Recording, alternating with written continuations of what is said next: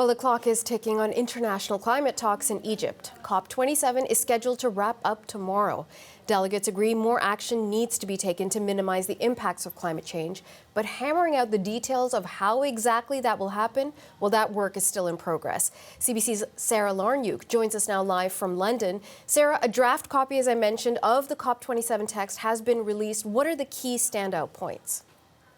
So this text is meant to be a cover letter for the agreement that will be signed on to by countries at the closing of the conference.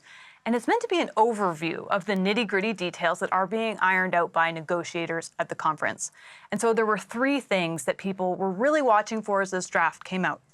First, people wanted to see if the target of limiting warming to 1.5 degrees Celsius would remain in the text. It was included in last year's agreement in Glasgow, but there was this fear that countries would actually backtrack to the language used in 2015 in Paris, which was less ambitious and only committed to limiting warming to well below 2 degrees.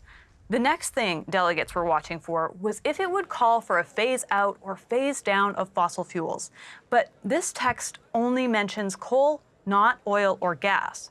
Simon Donner is a climate scientist at UBC, and he's in Sharm el-Sheikh this week. And he said, sadly, it didn't surprise him at all that oil and gas weren't mentioned in this text. Take a listen. What's important about this is that last year, the mention of phasing down coal was the first time fossil fuels were ever mentioned in any of these agreements. So it actually was a big step.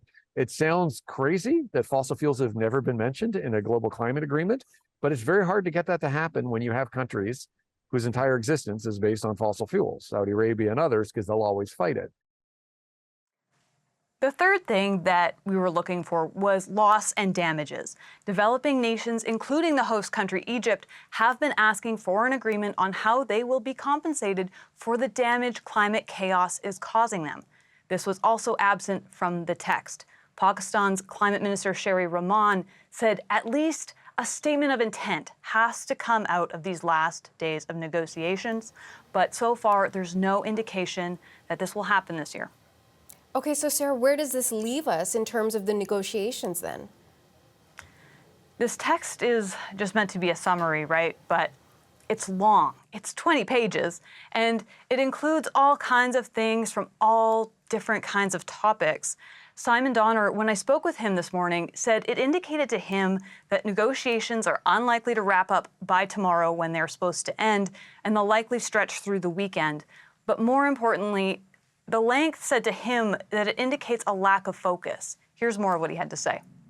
It's just a lot there. It's kind of surprising. I do expect that there'll be progress on loss and damage. I think it's very important to the leadership in a lot of countries that are here. And there'll be some marginal, I think, progress on what a future plan for climate finance might look like, but it's sort of only going to be step one. And beyond that, I think it's really going to depend on the really heavy political consultations that are coming. So there is this hope that more progress could still be made from this point, but generally the draft text is actually more aggressive than the final text that leaders sign on to at the end of the conference. So for this draft to be so mild in its goals is really demoralizing to a lot of people. Okay, CBC Sarah Larnuk in London. Thanks so much.